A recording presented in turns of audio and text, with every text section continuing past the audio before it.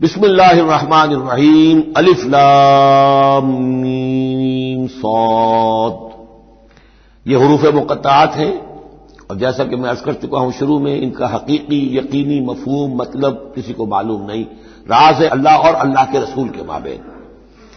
البتہ یہ نوٹ کر لیجئے یہاں چار ہیں، اس سے پہلے دو الف لام میم سورہ بقرہ سورہ آل عمران، یہاں الف لام میم صاد ہے۔ دو صورتیں ایسی ہیں کہ جن میں چار چار حروف آئے ہیں، الف لام میم صاد، الف لام میم را۔ کتاب انزل الیک فلا یکن فی صدرک حرج منہ، یہ ایک کتاب ہے محمد صلی اللہ علیہ وسلم جو آپ پر نازل کی گئی ہے، تو نہیں ہونا چاہیے آپ کے جی میں کچھ تنگی اس کی وجہ سے۔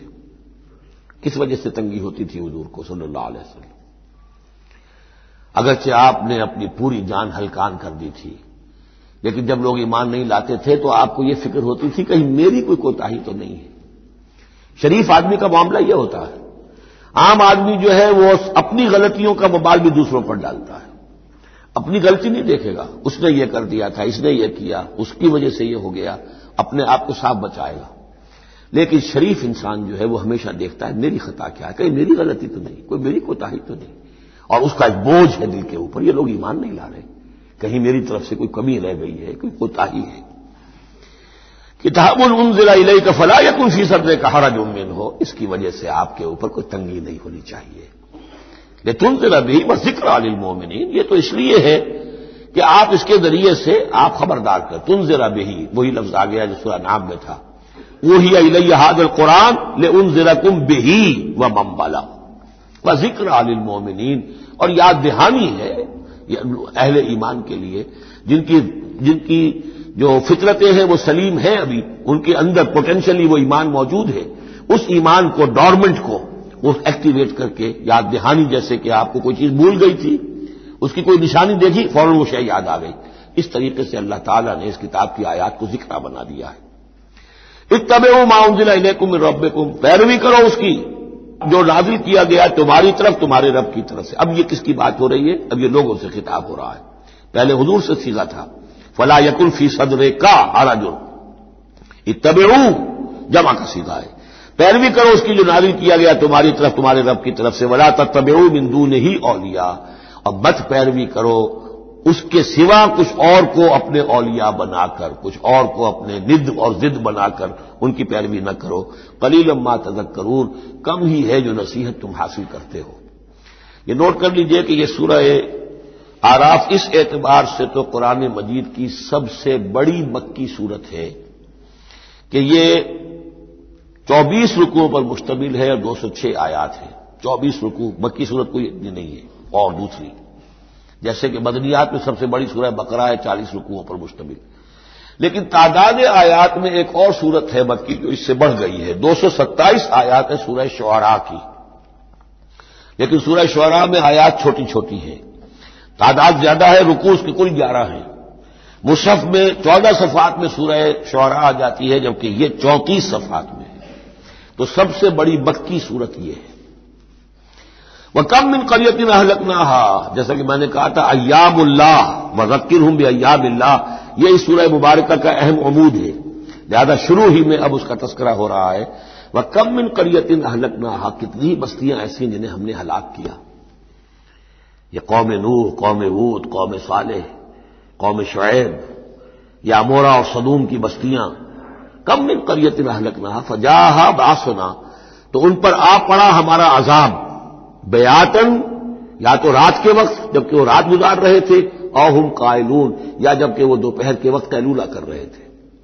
فما کان دعواہم اذ جاءھم بأسنا، تو پھر ان کی چیخ پکار اس کے سوا کچھ نہیں تھی جب وہ عذاب آ پڑا، الا ان قالوا انا كنا ظالمین، کہ ہائے ہماری شامت، ہم ہی ظالم تھے، ہم نے ہی اپنے اوپر ظلم ڈھایا ہے، واقعتاً ہمارے رسولوں نے تو ہماری آنکھیں کھولنے کی کوشش کی تھی۔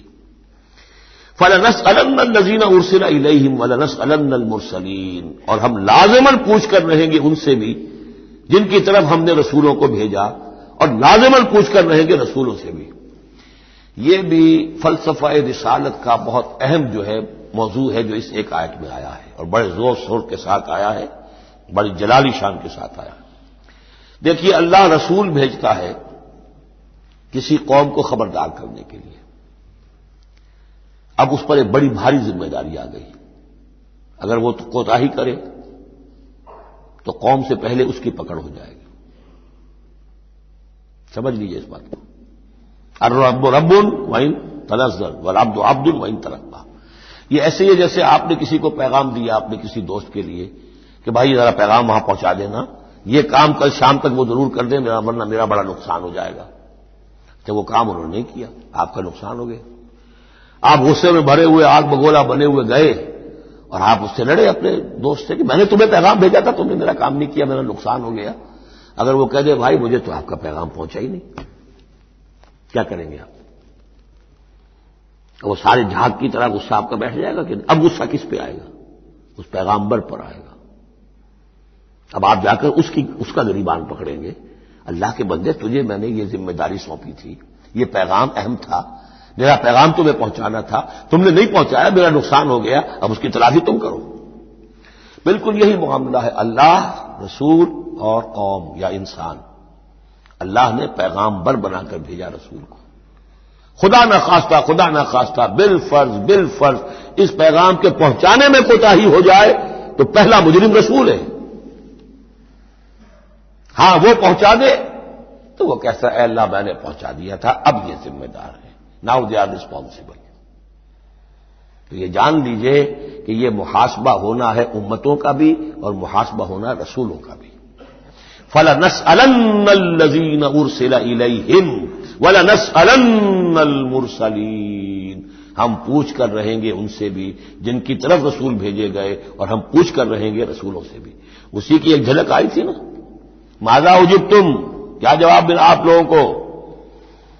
یا عیسی ابن مریم اانت قلت للناس اتخذونی وامي الہین من دون اللہ. کیا تم نے کہا تھا لوگوں سے، اپنی امت سے، اپنی قوم سے کہ مجھے اور میری ماں کو بھی الہ بنا لینا؟ اب اس کے لیے میں چاہتا ہوں کہ ایک نقشہ ذہن میں رکھیں آپ. جب 23 برس کی محنت شاقہ کے نتیجے میں حضور نے اتمام حجت کر دیا، دین کا غلبہ ہو گیا، سن 10 ہجری ہے، حج کے دن ہے، حضور خطبہ دے رہے ہیں. آپ نے اپنے خطبہ حجۃ الوداع کا اختتام فرمایا سوال سے، الا بلغت، لوگوں میں نے پہنچا دیا کہ نہیں؟ اور پورے مجمع نے جواب دیا انا نشهد انك قد بلغت ونصحت واديت. اور ایک روایت میں آتا ہے انا نشهد انك قد بلغت الرسالة واديت الامانة ونصحت الامة وكشفت الغمة. ہاں حضور ہم گواہ ہیں، آپ نے امانت کا حق ادا کر دیا. یہ قرآن امانت تھی اللہ کی آپ کے پاس، آپ نے ہمیں پہنچا دیا. رسالت کا حق ادا کر دیا، ہماری خیرخواہی کا حق ادا کر دیا. آپ نے گمراہی کے اور ضلالت کے اندھیاریوں کے پردہ چاک کر دیا. کشفت الغمہ. 3 دفعہ سوال کیا، 3 دفعہ جواب لیا، پھر 3 دفعہ انگلی سے مشت شہادت سے آسمان کی طرف، پھر لوگوں کی طرف اشارہ کیا اللہم اشہد اللہم اشہد اللہم اشہد. اللہ تو بھی گواہ ہے، یہ مان رہے ہیں کہ میں نے تیری پیغام انہیں پہنچا دیا. اور پھر فرمایا فَلْيُبَلِّغِ الشَّاهِدُ الْغَائِبَ. اب پہنچائیں وہ جو یہاں ہیں ان کو جو یہاں نہیں ہیں. میرے کندھے سے اتر کر یہ بوجھ اب تمہارے کندھوں پر آ گیا. میں رسول صرف تمہارے لیے ہوتا تو بات آج پوری ہو گئی تھی. میں تو رسول ہوں تمام انسانوں کے لیے جو قیامت تک آئیں گے. اب ان تک اس کی تبلیغ اور ابلاغ، اس کا پہنچانا تمہارے ذمہ ہے. یہی گواہی ہے جو قیامت کے دن کھڑے ہو کر رسول دے گا. فَكَيْفَ إِذَا جِئْنَا مِنْ كُلِّ أُمَّةٍ بِشَهِيدٍ وَجِئْنَا بِكَ عَلَىٰ هَٰؤُلَاءِ شَهِيدًا. وہ گواہی جو حضور نے لی ہے اس روز، وہی گواہی ہوگی اے اللہ میں نے اپنی اس قوم کو تیرا پیغام پہنچا دیا تھا. اب یہ ذمہ دار ہے، یہ جواب دیں. They can't plead ignorance. یہ نہیں کہہ سکتے کہ ہمیں پتا نہیں تھا، ہمیں بتایا نہیں گیا، معاملہ ان پر کھول دیا گیا تھا. تو یہ آیت بڑی اہم ہے. فَلَنَسْأَلَنَّ الَّذِينَ أُرْسِلَ إِلَيْهِمْ وَلَنَسْأَلَنَّ الْمُرْسَلِينَ. ہم لازماً پوچھ کر رہیں گے ان سے بھی جن کی طرف رسولوں کو بھیجا گیا، اور ان سے بھی جنہیں رسول بنا کر بھیجا گیا. وَلَنَقُصَّنَّ عَلَيْهِمْ بِعِلْمٍ وَمَا كُنَّا غَائِبِينَ. اور پھر جو کچھ ہم ان کے سامنے احوال بیان کریں گے وہ علم کی بنیاد پر کریں گے. ہم کہیں غائب تو نہیں تھے. جب جو کچھ ہو رہا تھا، جو کچھ محمد کر رہے تھے اور صحابہ کر رہے تھے ان کے، وہ بھی ہم دیکھ رہے تھے. اور جو کچھ ابو جہل اور ابو لہب کر رہے تھے وہ بھی ہم دیکھ رہے تھے. مَا كُنَّا غَائِبِينَ. ہم کہیں غائب تو نہیں تھے. ہاں تمہاری نگاہوں سے اوجھل تھے، ہوا معکم اینا ما کنتم، وہ تو تمہارے ساتھ ہی ہے جہاں تم ہو. تو ہم تو خود جو ہے تم خود گواہ ہیں، ہر صورتحال جو ہے وہ ہمارے سامنے ہے. والوزن یومئذ الحق، اور اس روز وزن ہوگا حق ہی میں. اس کے دو ترجمے اس کے ہو سکتے ہیں. حق ہی میں وزن ہوگا اور وزن ہی فیصلہ کن ہوگا.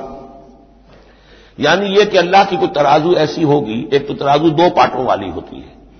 ایک ترازو آپ کو معلوم ہے کہ وہ سپرنگ بیلنس جو ہوتا ہے، جس شے میں وزن ہو اسی سے تو سپرنگ جو ہے نیچے جائے گا نا. باطل کاموں میں وزن ہی نہیں ہے، ریاکاری کی نیکیوں میں کوئی وزن ہی نہیں ہے، وہ سرے سے خالی ہے، وہ پادر ہوا ہے، ان کی کوئی حیثیت ہی نہیں. والوزن یومئذ الحق، اس دن صرف حق میں وزن ہوگا نمبر ایک، اور اس دن حق ہی فیصلہ کن ہوگا، وزن ہی فیصلہ کن ہوگا. یعنی جو اگر دو پلڑوں والا ہے تو جس کا پلڑا نیکیوں کا بھاری ہے وہ اس کے لیے نجات ہے.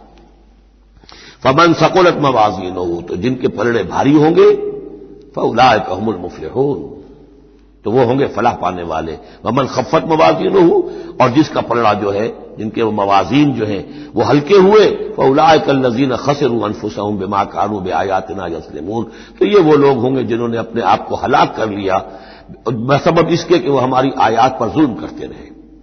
وَلَقَدْ مَكَّنَّاكُمْ، جتنی اہم وہ آیت تھی، فَلَنَسْأَلَنَّ الَّذِينَ أُرْسِلَ إِلَيْهِمْ وَلَنَسْأَلَنَّ الْمُرْسَلِينَ، اتنی ہی اہم اب یہ آیت ہے. وَلَقَدْ مَكَّنَّاكُمْ فِي الْأَرْضِ، اور دیکھو انسانوں، ہم نے تمہیں زمین میں تمکن عطا فرمایا. وَجَعَلْنَا لَكُمْ فِيهَا مَعَاشٍ، اور اس میں تمہارے لیے معاش کے سارے سامان رکھ دیے. جو ضرورتیں تمہارے جسم کی وہ یہیں سے پوری ہو رہی ہیں. تمہیں بڑا خطرہ پڑ گیا ہے کہ زمین کے جو خزانے ہیں ختم ہو رہے ہیں، خوراک کم ہو رہی ہے. دیکھو نا، ہم نے سمندر کے اندر سے کیا کیا خوراکیں نکال دی ہیں. اللہ کے خزانے ختم ہونے والے نہیں ہیں. ہم نے تمہارے لیے معاش کا پورا بندوبست رکھا ہوا ہے. قلیلا ما تشکرون، لیکن بہت کم ہے جو شکر تم کرتے ہو. اب یہ جو آخری آیت تھی، اس کے حوالے سے دوسرے رکوع میں مضمون چل رہا ہے. وَلَقَدْ مَكَّنَّاكُمْ فِي الْأَرْضِ، فرمایا وَلَقَدْ خَلَقْنَاكُمْ ثُمَّ صَوَّرْنَاكُمْ ثُمَّ قُلْنَا لِلْمَلَائِكَةِ اسْجُدُوا لِآدَمَ فَسَجَدُوا إِلَّا إِبْلِيسَ. دیکھو ہم نے تمہیں بنایا، پھر تمہاری تصویر کشی کی، پھر ہم نے کہا فرشتوں سے جھک جاؤ آدم کے سامنے. اب یہ آیت پھر ان لوگوں کو سپورٹ دیتی ہے جو قرآن مجید میں جو ایوولوشن، کریشن جو ہے انسان کی، اس کے بارے میں یہ سمجھتے ہیں کہ قرآن مجید سے نظریہ ارتقاء کو تقویت حاصل ہوتی ہے. میں آپ کو بتا چکا ہوں اب تک جو چیزیں آئی ہیں کہ ایک جگہ پر آدم کی مثال دی گئی، مٹی سے بنایا، اس میں کہا کن فیکون، وہ اسپیشل کریشن کی تائید والی آیت ہے. لیکن یہ کہ کسی مقام پر آپ کو وہ ایوولوشن والی بات جو ہے وہ سامنے آتی ہے. اب یہاں جو بات آ رہی ہے وہ اس اعتبار سے بہت اہم ہے کہ پہلے جمع کا صیغہ ہے، لقد خلقناکم، ہم نے تمہیں پیدا کیا. معلوم ہوتا ہے کہ اسپیشیز پہلے پیدا کی گئی، نسل پیدا کی گئی. ثم صورناکم، پھر تمہاری تصویر کشی کی ہے، فنیشنگ ٹچز دیے ہیں، تمہیں بنایا ہے، تمہارے نقش و نگار سنوارے ہیں. ثم قلنا للملائکۃ اسجدوا لآدم، پھر ہم نے حکم دیا فرشتوں کو کہ جھک جاؤ آدم کے سامنے. آدم تو ایک ہے، لیکن یہاں صیغے آ رہے جمع کے. اور اسی کی تائید ہو گئی تھی ان اللہ اصطفیٰ آدم و نوحا وآل ابراہیم علی العالمین، آدم کو بھی چنا تھا. تو معلوم ہوتا ہے کہ ایک امکان ہے. باقی یہ چیزیں جیسے کہ میں نے عرض کیا تھا یہ تھیوریز ہیں، لیکن ان میں جہاں کہیں جس چیز کے لیے کوئی آتا ہے اشارہ اس کو ہمیں جان لینا چاہیے. باقی we have to keep it open. ابھی دیکھیں گے اللہ تعالیٰ، ہو سکتا ہے جب حقائق اور مزید واضح ہو جائیں تو قرآن مجید مزید مبرر ہو کر سامنے آ جائے گا. لیکن جس حد تک وہ اشارات اب بھی ہمیں مل رہے ہیں انہیں بھی سمجھ لینا چاہیے، نوٹ کر لینا چاہیے. وَلَقَدْ خَلَقْنَاكُمْ ثُمَّ صَوَّرْنَاكُمْ ثُمَّ قُلْنَا لِلْمَلَائِكَةِ اسْجُدُوا لِآدَمَ فَسَجَدُوا إِلَّا إِبْلِيسَ. اب یہ مضمون ہم پڑھ چکے ہیں. سجدہ کیا سب نے سوائے ابلیس کے. لم یکن من الساجدین، نہ ہوا وہ سجدہ کرنے والوں میں. قَالَ مَا مَنَعَكَ أَلَّا تَسْجُدَ إِذْ أَمَرْتُكَ، اللہ تعالیٰ نے فرمایا کس چیز نے تمہیں روکا ہے جبکہ میں نے تمہیں حکم دیا، تم نے سجدہ کیوں نہیں کیا؟ قَالَ أَنَا خَيْرٌ مِّنْهُ، یہ اس کی اپنی استکبار کی بنیاد پر تھا. وہاں استکبرا، ابا واستکبرا صرف، یہاں اس کا قول نقل کر دیا انا خیر منہ، میں اس سے بہتر ہوں. خلقتنی من نار وخلقتہ من طین، مجھے تو نے بنایا ہے آگ سے اور اس کو بنایا ہے مٹی سے. قال فاہبط منہا، اللہ نے فرمایا تو اتر جاؤ اس سے.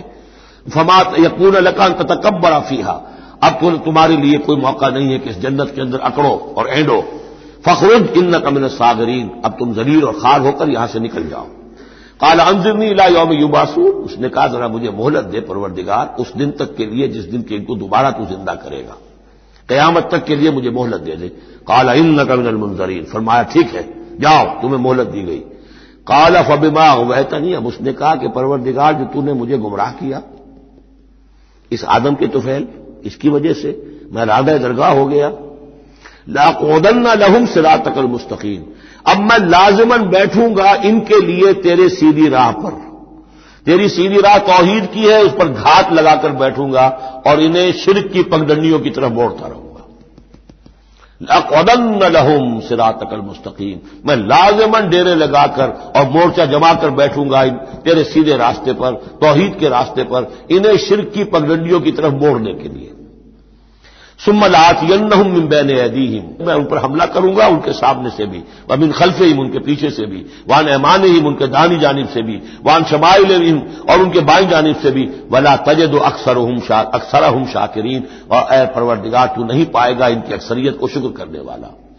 قال اخرج منہا مذموما مدحورا، اللہ نے فرمایا نکل جاؤ یہاں سے برے حال میں، خسیس حال میں اور مردود ہو کر، دھتکارے جا کر۔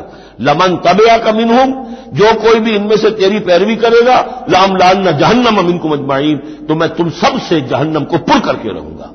وَيَا آدَمُ اسْكُنْ أَنْتَ وَزَوْجُكَ الْجَنَّةَ، اور اے آدم رہو جنت میں تم اور تمہاری بیوی، فَكُلَا مِنْ حَيْثُ شِئْتُمَا وَلَا تَقْرَبَا هَٰذِهِ الشَّجَرَةَ فَتَكُونَا مِنَ الظَّالِمِينَ، تو کھاؤ اس میں سے جہاں سے چاہو، ہاں اس درخت کے قریب مت جانا، تم ظالموں میں سے ہو جاؤ گے۔ فوسوس لهما الشيطان ليبدي لهما ما وري عنهما من سوآتهما وقال ما نهاكما ربكما عن هذه الشجرة إلا أن تكونا ملكين أو تكونا من الخالدين وقاسمهما إني لكما لمن الناصحين فدلاهما بغرور فلما ذاقا الشجرة بدت لهما سوآتهما وطفقا يخصفان عليهما من ورق الجنة وناداهما ربهما ألم أنهكما عن تلكما الشجرة وأقل لكما إن الشيطان لكما عدو مبين قالا ربنا ظلمنا أنفسنا وإن لم تغفر لنا وترحمنا لنكونن من الخاسرين صدق الله العظيم۔ سورہ اعراف کے دوسرے رکوع میں قصہ آدم و ابلیس قرآن حکیم میں دوسری مرتبہ بیان ہو رہا ہے۔ اس سے پہلے یہ سورہ بقرہ میں اس کے چوتھے رکوع میں آ چکا ہے۔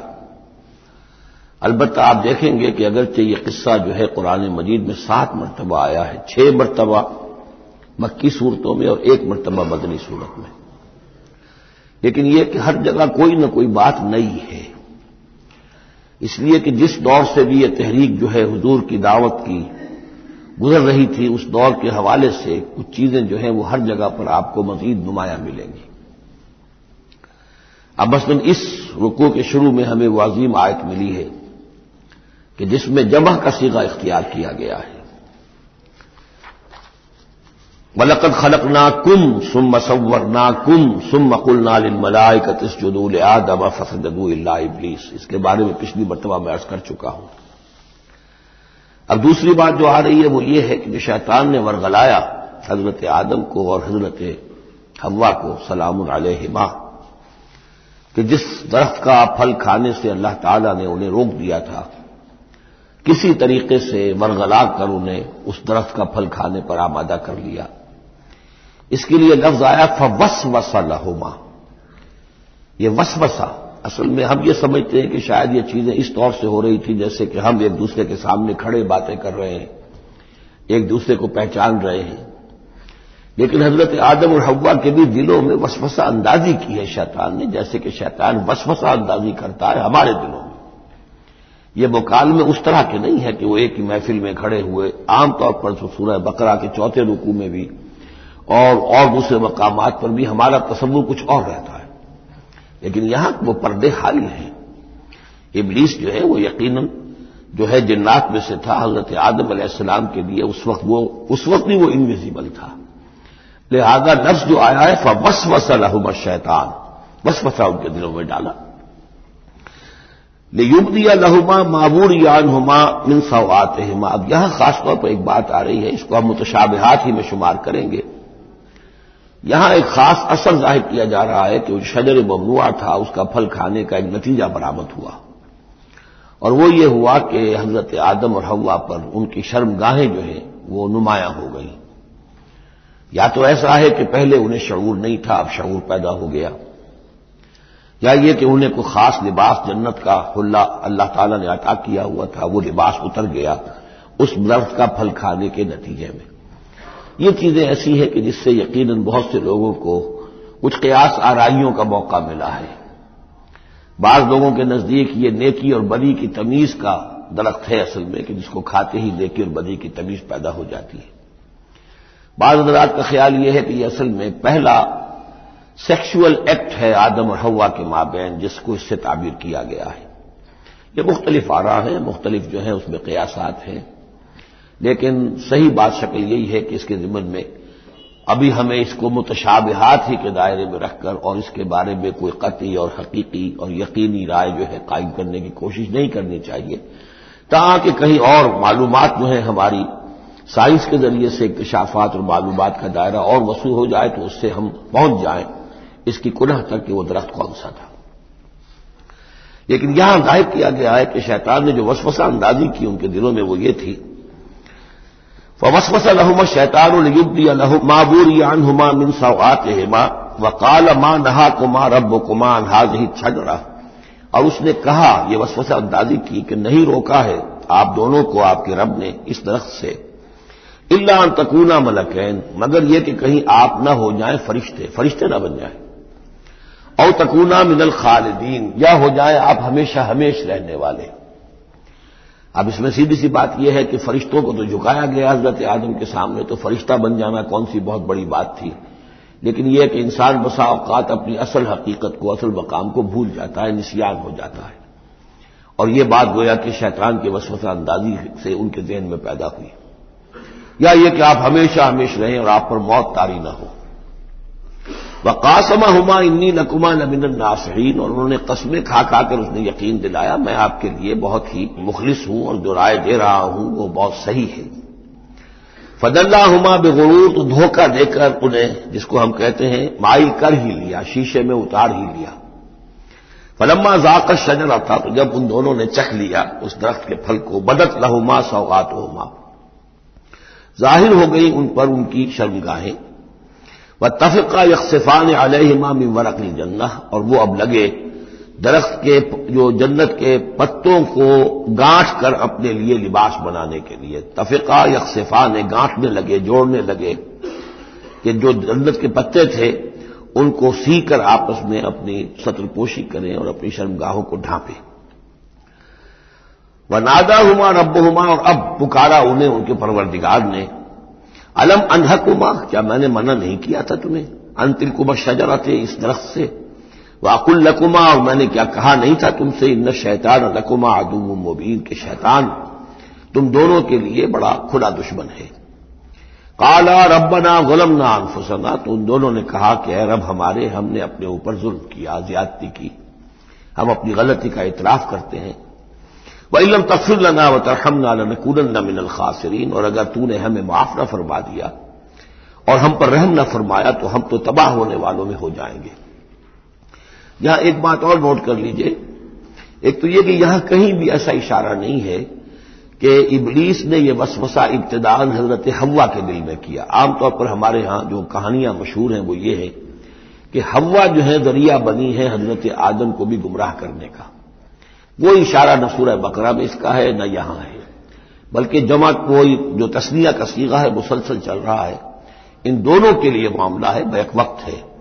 تو یہ اصل میں جو عیسائی دنیا میں تصور پیدا ہوا ہے کہ عورت فی نفس ہی برائی کی مظہر ہے، ایو سے ایول، ایو اور حوا، اور ایول بری شے، یعنی عورت فی نفس ہی برائی کی جڑ ہے. چونکہ ان کے ہاں رحمانیت پیدا ہوئی، شادی نہ کرنا جو ہے وہ گویا کہ اعلیٰ روحانی زندگی کے لیے شرط قرار پایا. عورت سے قرب اور تعلق جو ہے وہ بڑی گھٹیا بات، دنیا داری کی زندگی، حیوانی زندگی قرار پائی. تو یہ تصورات قرآن میں کہیں نہیں ہے. یہ تو جیسے کہ آدم کا معاملہ تھا ویسے حوا کا معاملہ تھا، اور شیطان نے دونوں کو ورگلایا ہے اور دونوں نے اللہ سے معافی مانگی ہے۔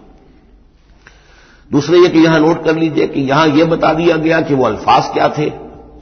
وہاں سورہ بقرہ میں ہم پڑھا ہے فتلقى آدم من ربہ کلمات فتاب علیہ، حضرت آدم کے دل میں جو ایک سخت پشیمانی کے جذبات پیدا ہوئے تو اس کے لیے الفاظ خود اللہ تعالی نے تلقین فرما دیے، اور وہ الفاظ یہ ہیں ربنا ظلمنا انفسنا وان لم تغفر لنا وترحمنا لنکونن من الخاسرین۔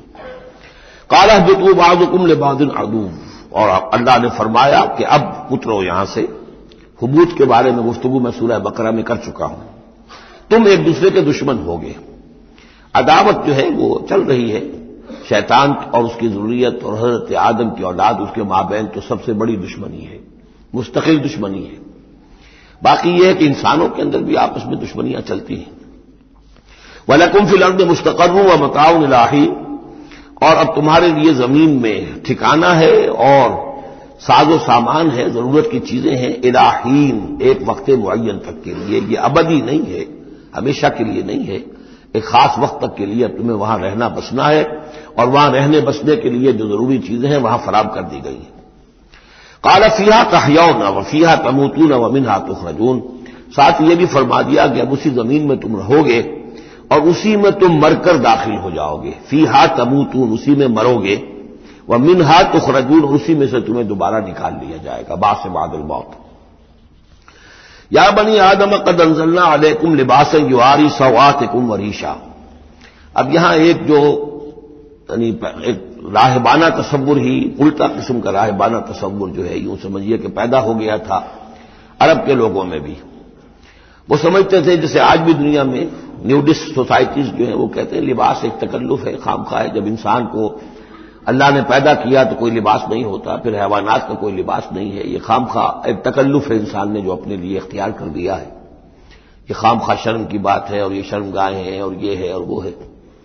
تو اسی طرح کا معاملہ یہ ہے کہ بعض جو اس طرح کے یہ ملنگ قسم کے لوگ جو ہوتے ہیں ان کے ہاں بھی وہ ننگے رہنے کا رواج، اور یہ کہ لباس کا ایک تکلف ہے، تکلف کی کوئی ضرورت نہیں ہے۔ عرب میں یہ رواج پڑ گیا تھا کہ مادرزاد برہنہ ہو کر مرد اور عورتیں طواف کرتے تھے خانہ کعبہ کا، اور یہ گویا کہ بڑا اونچا کام تھا، گویا کہ ہر تکلف سے، یعنی بہرحال اب بھی ہم طواف کرتے ہیں تو صرف 2 چادریں ہوتی ہیں، انہوں نے کہا کہ وہ چادروں کا تکلف بھی کیا کرنا ہے، بس جیسا بھی اللہ نے پیدا کیا ہے مادرزاد برہنہ مرد اور عورتیں جو ہیں وہ طواف کرتے تھے، اور اس کو بڑا نیکی کا کام سمجھتے تھے، بہت یوں سمجھیے کہ اپنی سیلف اینیہیلیشن یا اپنی نفی ذات جو ہے اس کا بہت بڑا مظہرہ تھا۔ اب اس کی یہاں تردید ہو رہی ہے۔ یا بنی آدم، آدم کی اولاد، قد انزلنا علیکم لباسا، ہم نے تم پر لباس اتارا ہے، یواری سوآتکم، جو تمہارے شرمگاہوں کو ڈھانپتا ہے، وریشا، اور تمہارے لیے آرائش کا سبب بنتا ہے، زیبائش اور آرائش کا۔ اور لباس تقوی ذالک خیر، اور اس سے اوپر پھر ایک اور لباس ہے، اور وہ لباس ہے تقوی کا لباس۔ ظاہر ہے کہ وہ سب سے بہتر ہے۔ اگر تقوی کا لباس نہیں ہے تو بسا اوقات اور انسان لباس پہن کے بھی ننگا ہوتا ہے، اتنا تنگ لباس کہ اس میں جسم کے سارے نشیب و فراز ظاہر ہو رہے ہوں، یا اتنا باریک لباس عورتوں کا کہ جس میں وہ جسم اندر سے جھلک رہا ہو، تو وہ لباس پہنے ہوئے بھی، جیسے کہ حضور نے فرمایا، اللہ تعالیٰ لعنت فرمائے ان عورتوں پر جو لباس پہن کر بھی ننگی رہتی ہیں، عاریاتن کاسیاتن۔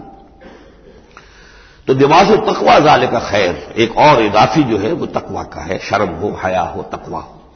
ذالک من آیات اللہ لعلہم یذکرون، یہ اللہ تعالیٰ کی آیات میں سے ہے تاکہ یہ لوگ نصیحت اخذ کریں۔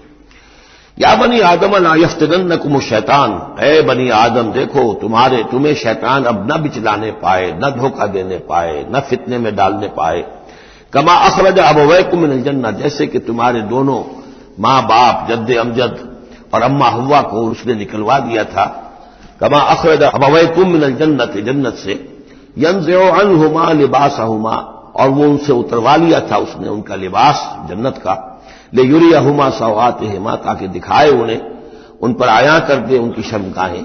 انہ یراکم ہو وقبیلہ من حیث لا ترونہم، ایک بات جان لو کہ وہ یعنی ابلیس خود، چونکہ اسے بھی چھوٹ ملی ہوئی ہے قیامت تک کے لیے، وہ مسلسل زندہ ہے، اور قبیل ہو اور اس کی قوم، اس کی ذریت اور اس کے جو ایجنٹ ہیں جنات میں سے، کیونکہ وہ انویزیبل ہیں تو وہ تمہیں دیکھتے ہیں، تاکتے ہیں تمہیں، تم پر داؤ لگاتے ہیں، یراکم ہوا وقبیلہ من حیث لا ترونہم، جہاں سے تم انہیں نہیں دیکھ سکتے۔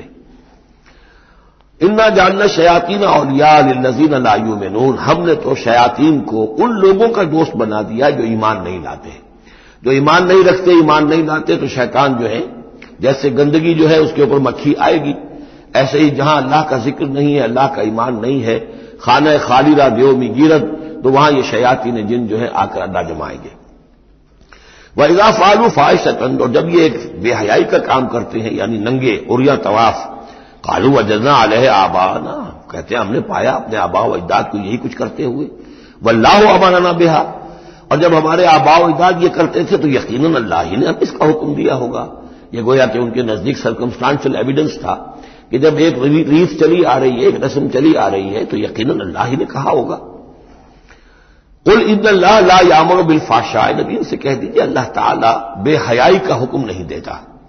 اتقولون علی اللہ ما لا تعلمون، تو کیا تم اللہ کی طرف منسوب کر رہے ہو، یعنی جھوٹ جڑ کر اور جھوٹ گھڑ کر اس کو جڑ رہے ہو اللہ کی جناب میں، جو جس کا کہ تمہیں کوئی علم حاصل نہیں ہے۔ قل امر ربی بالقسط، کہہ دیجئے نبی کہ میرے رب نے تو حکم دیا ہے انصاف کا، عدل کا، توازن کا۔ وَأَقِيمُوا وُجُوهَكُمْ عِنْدَ كُلِّ مَسْجِدٍ، اور اپنے رخ سیدھے کر لیا کرو ہر نماز کے وقت۔ مسجد جو ہے یہ اس میں ظرف ہے، اور ظرف زمان بھی، ظرف مکان بھی۔ مسجد سجدے کی جگہ بھی مسجد ہے، اور سجدے کا وقت جو ہے ظرف زمان وہ بھی مسجد ہے۔ وَادْعُوهُ مُخْلِصِينَ لَهُ الدِّينَ، اور اس کو پکارا کرو، اس سے دعا کیا کرو، لیکن اس کے لیے اپنی اطاعت کو خالص کرتے ہوئے، یعنی اللہ تعالیٰ سے دعا کرنے کی ایک شرط ہے، اس کی اطاعت کو اپنے اوپر لازم کرو۔ جیسے کہ سورہ بقرہ میں ہم جہاں روزے اور رمضان کے احکام اور حکمتوں کا بیان ہوا ہے، اس میں فرمایا گیا وَإِذَا سَأَلَكَ عِبَادِي عَنِّي فَإِنِّي قَرِيبٌ أُجِيبُ دَعْوَةَ الدَّاعِ إِذَا دَعَانِ فَلْيَسْتَجِيبُوا لِي، میں تو ہر ایک پکارنے والے کی پکار سنتا ہوں، اس کی دعا کو قبول کرتا ہوں، لیکن اسے بھی چاہیے کہ میرا کہنا مانے، اور یہ کہنا ماننا جو جزوی نہیں ہوگا، ادخلوا فی السلم کافہ، داخل ہونا ہے تو پورے پورے ہونا ہے۔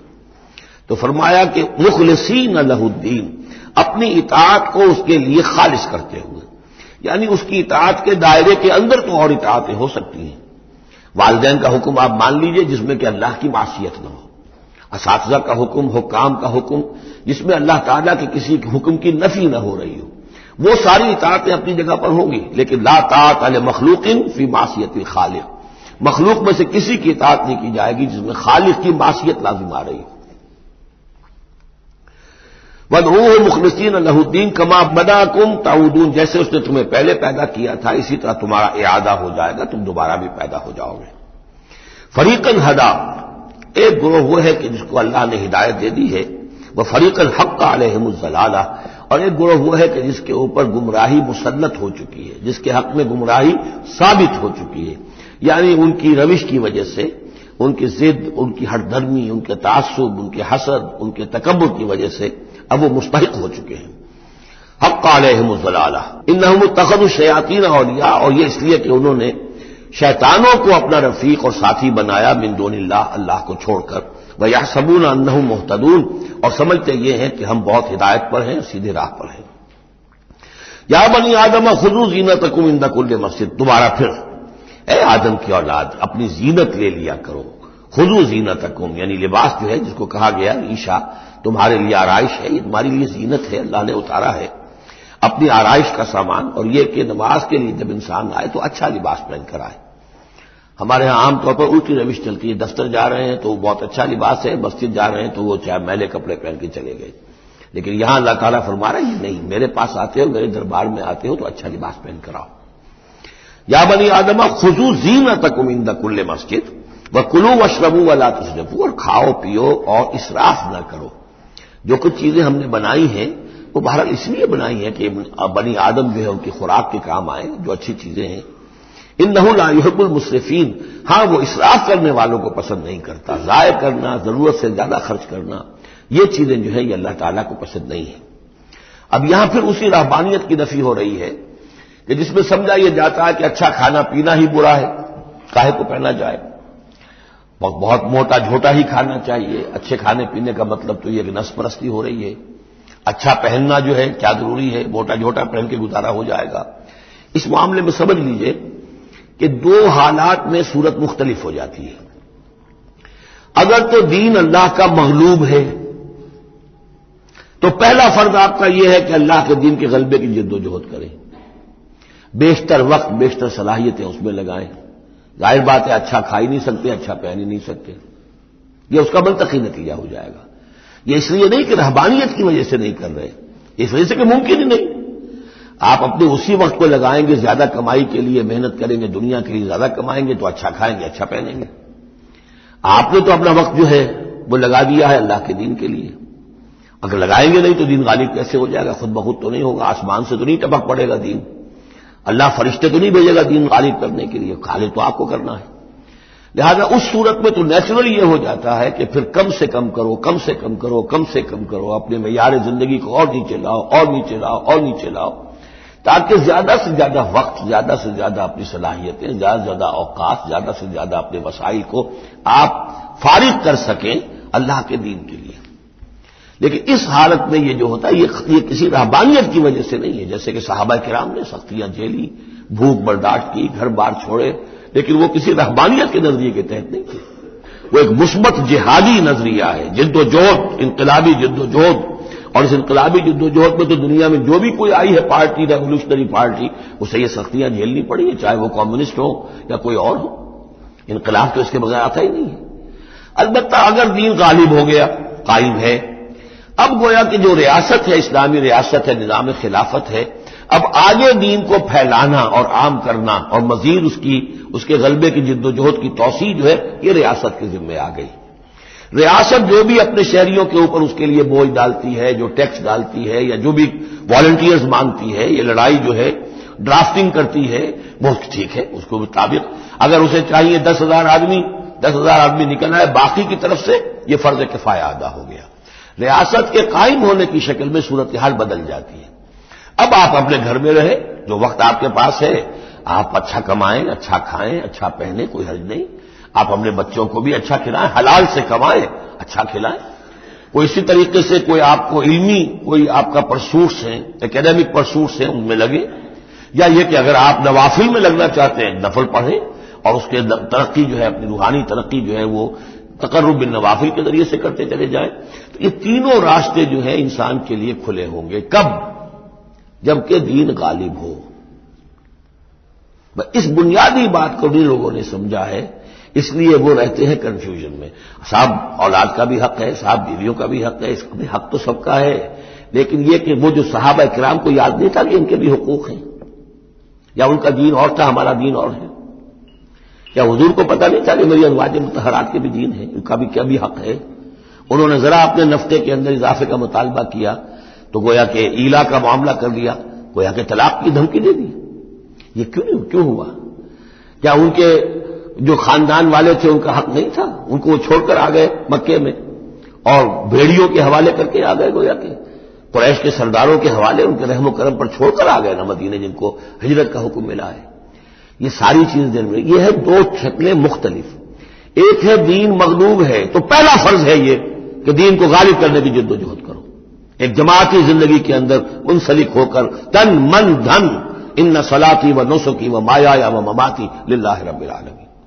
کم سے کم نکالو اپنے لیے، کم سے کم. اب ظاہر بات ہے اس میں تو پھر کم سے کم پر ہی گزارا کرنا ہوگا. صرف سبسسٹنس لیول جس کو کہا جائے، اپنے آپ کو برقرار رکھنے کے لیے، تاکہ جسم اور جان کا رشتہ تعلق جو ہے برقرار رہے، کام کر سکے آدمی. ہاں جب دین غالب ہو جائے اب مسئلہ بالکل مختلف ہو گیا ہے. اب ریاست ہے اور ریاست نے اپنی فوجیں بھی رکھی ہوئی ہیں، جو بھی ذرائع ہیں. ہاں جب بھی ضرورت ہوگی وہ شہریوں کو بلائے گی، اس وقت حاضر ہونا فرض ہو جائے گا. لیکن ورنہ عام حالات میں ریاست اس فرائض کو ادا کر رہی ہے. مزید توسیع دعوت دین کی اور غلبہ دین کی وہ ریاست کے ذمہ ہے. اسلامی ریاست ہے، نظام خلافت ہے. اب آپ جو ہے انڈیویجولز کی حیثیت سے اپنے کاروبار میں لگ جائیں، یا کوئی شخص اپنی روحانی ترقی میں لگ جائے، کوئی شخص یہ کہ دولت زیادہ سے زیادہ کمائے اور وہ اس کو ثواب کے کاموں میں صرف کرے. کوئی شخص جو ہے کسی سائنس میں، کسی اور شعبے میں اسے علمی دلچسپی ہو جائے، تحقیق کے کاموں میں. سارے راستے کھلے ہوں گے. اس صورت میں اچھا کھانا اچھا پہننا کوئی حرام شے نہیں، تو جبکہ رہبانیت اس حالت میں بھی اس کے لیے کوئی گنجائش نہیں چھوڑتی، تو یہاں اس کی نفی کی جا رہی اس رہبانیت کے نظریے کی۔ قل من حرم زینت اللہ التی اخرج لعبادہ، کہیے ان سے پوچھیے کس نے حرام کی ہے وہ زینت جو اللہ نے نکالی ہے اپنے بندوں کے لیے، والطیبات من الرزق، اور کس نے حرام کیے ہیں پاکیزہ کھانے کی چیزیں۔ قل ہی للذین آمنوا فی الحیات دنیا، کہہ دیجئے یہ تمام چیزیں دنیا کی زندگی میں بھی اللہ تعالی نے تو اہل ایمان ہی کے لیے بنائی ہے، خالصۃ یوم القیامہ، ہاں دنیا میں وہ کفار کو بھی دے رہا ہے، تم بھی کھا پی لو برت لو یہاں پہ جو کچھ کرنا ہے، اس لیے کہ آخرت میں تمہارا کوئی حصہ نہیں ہے، البتہ آخرت میں جا کر یہ تمام اچھی چیزیں خالصتاً یوم القیامہ، قیامت کے دن تو یہ خالصتاً جو ہے اللہ کے اہل ایمان بندوں کے لیے ہو جائیں گی، پھر کافر کو کوئی شے نہیں ملے گی۔ کذالک نفصل الآیات، اس طرح ہم اپنی آیات کی وضاحت کرتے ہیں لقوم یعلمون، ان لوگوں کے لیے جو علم رکھتے ہو یا جو علم حقیقی حاصل کرنا چاہیں۔ قل انما حرم ربی الفواحش ما ظہر منها وما بطن، کہہ دیجئے کہ میرے رب نے تو حرام قرار دیا ہے بے حیائی کی باتوں کو، خواہ وہ اعلانیہ ہو اور خواہ چھپی ہوئی ہو، بے حیائی خواہ چھپی ہوئی ہو، وہ بھی اللہ تعالیٰ کو پسند نہیں ہے، وہ بھی حرام ہے۔ والاسم، اور گناہ کو حرام کیا ہے، والبغی، اور ناحق زیادتی کرنا کسی دوسرے پر بغیر الحق، وان تشرکوا باللہ ما لم ينزل بہ سلطانہ، اور اس کو حرام ٹھہرایا ہے کہ تم اللہ کے ساتھ شریک ٹھہراؤ کسی ایسی چیز کو جس کے لیے اس نے کوئی سند نہیں اتاری ہے، وان تقولوا علی اللہ ما لا تعلمون، اور حرام قرار دیا اس بات کو کہ تم اللہ کی طرف منسوب کرو وہ چیزیں کہ جو تم نہیں جانتے، جس کے لیے تمہارے پاس کوئی علم نہیں ہے۔ وَلِكُلِّ أُمَّةٍ أَجَلٌ، ہر قوم کے لیے، ہر امت کے لیے ایک وقت معین ہے، یعنی جب بھی کبھی کوئی رسول ہم بھیجتے رہے ہیں تو ایک مدت ہوتی ہے، اس وقت تک اس کو مہلت ہوتی ہے قوم کو کہ وہ رسول کی دعوت سے استفادہ کر لے اور اپنے دلوں کو، اپنے باطن کو منور کر لے، صحیح راستے پر آ جائے، اس سے پہلے عذاب نہیں آئے گا۔ خواہ یہ کہ اہل ایمان تو چاہیں جو کہ جھٹپٹ عذاب آئے، اس لیے کہ بہرحال مسلمان اہل ایمان وہ بھی انسان ہوتے تھے، چکی کے دو پاٹوں کے درمیان پس رہے تھے تو کبھی کبھی خیال آ جاتا تھا کہ اب اللہ تعالیٰ کیوں انہیں اتنی ڈھیل دے رہا ہے، یا ابو جہل کو اتنی ڈھیل کیوں دے دی ہے کہ اس نے حضرت سمیہ رضی اللہ تعالیٰ عنہ کے ساتھ یہ سلوک کیا، ابو جہل کو کیوں اتنی ڈھیل دے دی ہے کہ اس نے حضرت یاسر کو شہید کر دیا رضی اللہ تعالیٰ عنہ۔ لیکن یہ خیال تمہارا اپنی جگہ ہے، ہماری حکمت اپنی ہے۔ ہماری حکمت کیا ہے کہ جب رسول ہم نے بھیجا اس قوم کے لیے ایک اجل معین کر دی، اس اجل سے پہلے عذاب آئے گا نہیں، ہاں جب وہ اجل آ جائے گی پھر وہ رکے گا نہیں، اس کے اندر اندر معاملہ انہیں طے کرنا ہے، ادھر یا ادھر۔ وَلِكُلِّ أُمَّةٍ أَجَلٌ، یہ ہم پڑھ چکے سورہ نام میں کہ اگر میرے پاس ہوتی وہ شے، میرے اختیار میں ہوتی کہ جو تم جلدی مچا رہے ہو، تو کبھی کا میرا اور تمہارے درمیان قصہ جو ہے چکایا جا چکا ہوتا۔ فَإِذَا جَاءَ أَجَلُهُمْ، لیکن جب ان کی اجل آ جائے گی، لَا يَسْتَأْخِرُونَ سَاعَةً وَلَا يَسْتَقْدِمُونَ، نہ تو وہ اس کو مؤخر کر سکیں گے ایک گھڑی بھی، اور نہ ہی اس سے کھسک سکیں گے، سرک سکیں گے آگے کی طرف۔ یا بنی آدم اما یاتینکم رسل، اب یہ وہی آیت آ گئی جو سورہ بقرہ میں بھی آئی تھی، فاما یاتینکم منی ہدی فمن تبع ہدایا فلا خوف علیہم ولا هم یحزنون والذین کفروا وکذبوا بآیاتنا اولئک اصحاب النار هم فیہا خالدون۔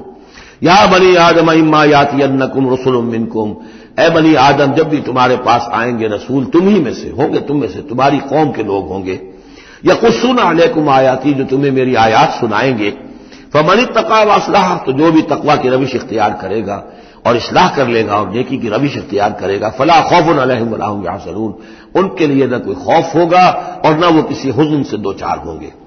والذین کذبوا بآیاتنا واستکبروا عنہا، اور جو ہماری آیات کو جھٹلائیں گے اور تکبر کی بنا پر انہیں رد کر دیں گے، استکبروا عنہا، استکبار کی بنیاد پر، تکبر کی بنیاد پر رد کر دیں گے، اولئک اصحاب النار هم فیہا خالدون، وہ جہنمی ہوں گے اور رہیں گے ہمیشہ ہمیش۔ فمن اظلم ممن افترى علی اللہ کذبا وکذب بآیاتہ، پھر وہ شخص سے بڑھ کر ظالم اور کون ہوگا جو اللہ کی طرف کوئی غلط بات منسوب کرے، افتراء کرے اللہ کی طرف، اور یا اللہ کی آیات کو جھٹلائے، یہ دونوں ہم وزن ہیں۔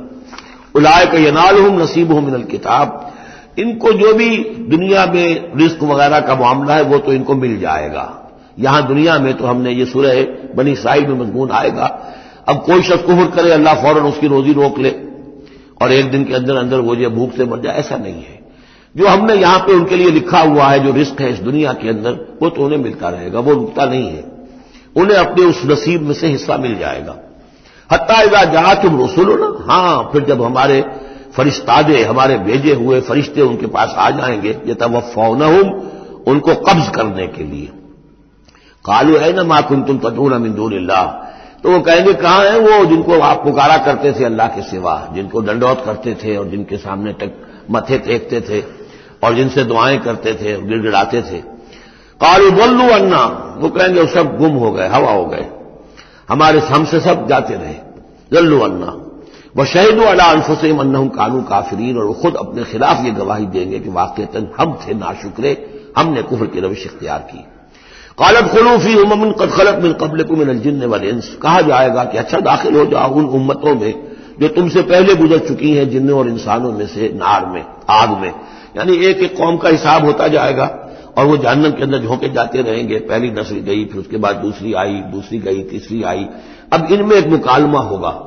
ظاہر بات ہے جو پہلے گئے تھے وہ تھے بزرگ، بڑے تھے، لیڈر تھے، یا یہ کہ وہ پچھلی نسل تھی جنہوں نے بدعات شروع کی تھی، خرافات کا آغاز کیا تھا، یہ بعد میں آنے والے ان پر لعنت کریں گے کہ تم نے ہمیں مروایا، تمہاری وجہ سے ہم بھی برباد ہو کر یہاں آئے ہیں، تو تمہیں دوہرا عذاب ملنا چاہیے۔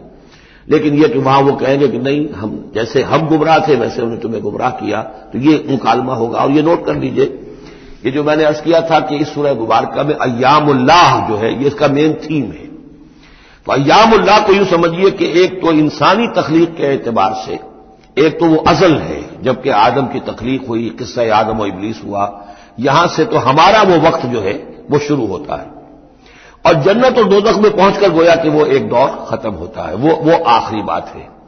یہ ہے انتہا اور ابتدا۔ اس کے مابین ہے کہ جو انبیاء آئے، رسول آئے، ان کی داستانیں ہیں، ان کے حالات ہیں، ان کے واقعات ہیں، قوم نوح اور قوم ہود اور قوم صالح۔ تو یہ یہاں پر ایسا کیا گیا کہ پہلے وہ تخلیق کا مرحلہ آدم کا، اور وہ قصہ آدم و ابلیس آ گیا اول۔ اب جو جہنم کا اور جنت کا تذکرہ آ رہا ہے اور ان کی آپس کی گفتگویں ہوں گی، اور کچھ لوگ ایسے بھی ہوں گے نہ جو جہنم میں ابھی گئے ہوں گے، نہ جنت میں داخلہ ملا ہوگا، درمیان میں کہیں ہوں گے، صاحب آراف ہوں گے، اصحاب آراف، تو ان کا مکالمہ آ رہا ہے۔ یہ دونوں بگننگ اور اینڈ دکھا کر اور پھر سلسلہ شروع ہوگا انبیاء کرام اور رسولوں کے حالات کا۔ قالت خلوا فی امم قد خلت من قبلکم، داخل ہو جاؤ انہی قوموں میں، انہی نسلوں میں جو تم سے پہلے داخل ہو چکی ہیں، من الجن والانس فی النار، جنات بھی اور انسان بھی آگ میں۔ کلما دخلت امت لعنت اختہا، جب بھی کوئی امت داخل ہوگی تو وہ دوسری امت کو لعنت کرے گی، حتی اذا ادارکوا فیہا جمیعا، اور جب وہ سب کے سب اس میں گر چکیں گی، تمام کی تمام نسلیں اور امتیں، قالت اخراہم لاولاہم، تو بعد میں آنے والی کہے گی پہلی نسل سے، ربنا ہؤلاء اضلونا، اے اللہ ان بدبختوں نے ہمیں گمراہ کیا تھا۔ دنیا میں تو کہتے تھے کہ ہمارے آباء و اجداد ہیں، ہمارے اسلاف ہیں، ان کی ریتیں ہیں، ان کی روایتیں ہیں، ان کی چیزیں ہیں، کیسے چھیڑ دیں۔ لیکن یہاں پر کیا ہوگا، ربنا ہؤلاء اضلونا، ان لوگوں نے ہمیں برباد کیا، انہوں نے ہمیں گمراہ کیا، فآتہم عذابا ضعفا من النار، تو انہیں تو دگنا عذاب دے آگ میں سے۔